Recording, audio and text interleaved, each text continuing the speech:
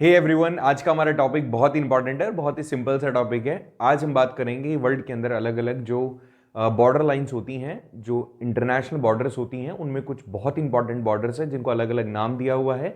उनका कौन सा नाम कौन से नेशंस की बॉर्डर को रिप्रेजेंट करता है, आज हम इस टॉपिक में यही सीखने वाले हैं। सो इस वीडियो को अच्छे से देखिएगा, समझिएगा, कोशिश कीजिएगा आपको चीजें समझ में आ जाए। The most famous is red Cliff line. जो रेड क्लिफ लाइन आज आपको यहां पर दिख रही है इस फोटोग्राफ के अंदर, जो रेड कलर के अंदर डिनोट करने वाली रेड क्लिफ लाइन है, क्योंकि उस टाइम पर ये कब बनी थी 47 में, तो ये जब डिवाइड किया गया था उस टाइम पर ये बांग्लादेश वाला हिस्सा भी पाकिस्तान ही कहलाता था। तो ऐसे में ये जो डिवीजन हुआ है इसको रेड क्लिफ लाइन के नाम से आज भी जाना जाता है। तो किस किस के बीच में है ये? इंडिया और पाकिस्तान के बीच में है, तो आपको ये याद रखना है। नेक्स्ट बात करते हैं दुरंद लाइन। तो ये अफगानिस्तान और पाकिस्तान को अलग अलग करती है। तो दुरंद लाइन जो रेड कलर में आपको दिख रही है ये पाकिस्तान है और ये अफगानिस्तान है। तो इन दोनों के बीच का जो बॉर्डर लाइन है इसको कहा जाता है दुरंद लाइन। ठीक है। सो नेक्स्ट अगर हम बात करें तो हिंडनबर्ग लाइन।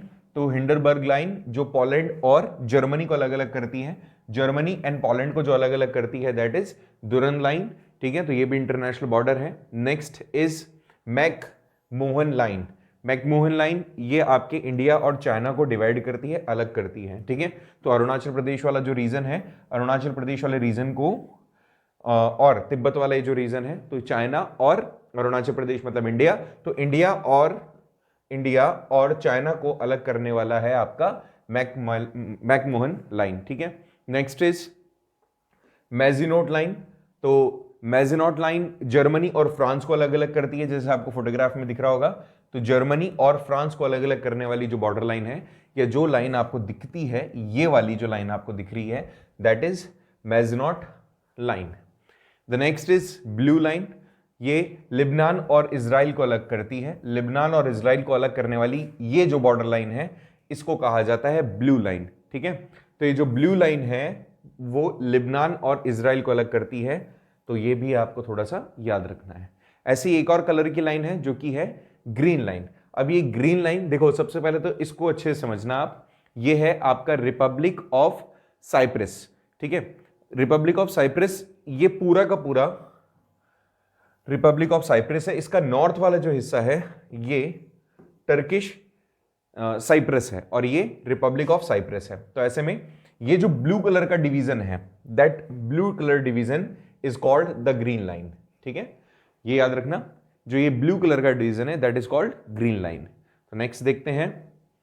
अब यहां पे कुछ पैरेलल्स के बारे में बात कर रहे हैं। आप सभी जानते हो कि ऐसे में पूरे अर्थ के अंदर हमने इमेजिनरी कुछ लाइंस बना रखी हैं, जो इस तरह की लाइंस हैं जो एक दूसरे के पैरेलल्स हैं, तो उनको पैरेलल्स भी कहा जाता है और लैटिट्यूड्स भी कहा जाता है। तो ऐसे में ये जो कुछ पैरेलल्स हैं इनका नंबर डिफाइन करता है कुछ नेशंस की बॉर्डर को। ठीक है, तो ऐसे में ये 0 डिग्री होता है, इसके ऊपर जाएंगे तो 1 2 3 4 5 6 से लेकर ये 90 पर आ जाओगे और इधर भी 90 पर आ जाओगे, और ये 0 डिग्री होगा। तो इसने 17th पैरेलल की बात की है। तो 17th पैरेलल कौन सा है? ये आपको डिवाइड करता है किस किस को?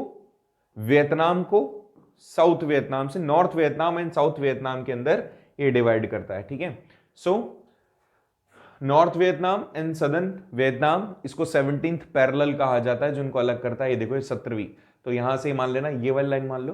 तो 17th पैरेलल आपका डिवीजन है किसका, या बॉर्डर लाइन है किसका? नॉर्थ वियतनाम और साउथ वियतनाम का। ऐसे ही 20th पैरेलल, वैसे ही 20वां पैरेलल किस किस के? लीबिया और सूडान के बीच में।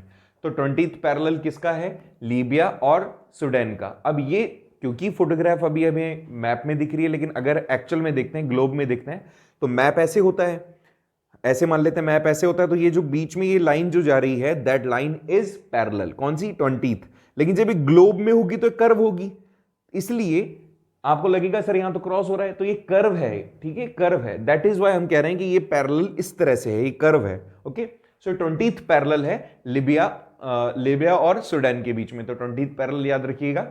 ऐसे ही 22nd पैरेलल है आपका इजिप्ट और सूडान के बीच में, सेम वही कंसेप्ट।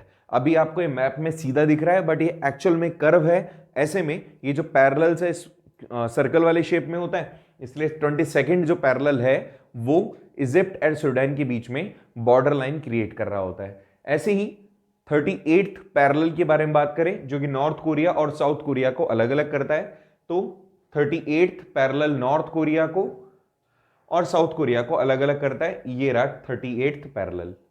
ठीक है, ऐसे ही चलते हैं थोड़ा सा और आगे। एंड 49th पैरेलल की बात करें, क्योंकि यूएसए वाला रीजन बहुत बड़ा है, ओके, नॉर्थ अमेरिका के अंदर आपके कनाडा और यूएसए काफी बड़ा है, तो उसमें जो पहला डिवीजन हुआ है दैट इज 49th पैरेलल। ये देखो 49th पैरेलल। यूएसए आपको पता होगा दो पार्ट्स में है, एक यहां पर पड़ता है और एक यहां पर पड़ता है, तो ये जो बीच वाला हिस्सा है वो कनाडा है, तो ये वाला जो हिस्सा हम बात कर रहे हैं ये 49th पैरेलल है।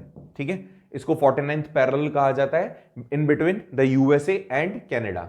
इसी का एक और फॉर्म है जिसको आप मेडिसिन लाइन भी कहते हो। ये मेडिसिन लाइन, ये वाला मेडिसिन लाइन जो अभी हमने बात की थी, ये मेडिसिन लाइन डिवाइड किया जाता है मतलब डिवाइड करता है एक्चुअल में यूएसए और कनाडा को, तो दोनों याद रखना।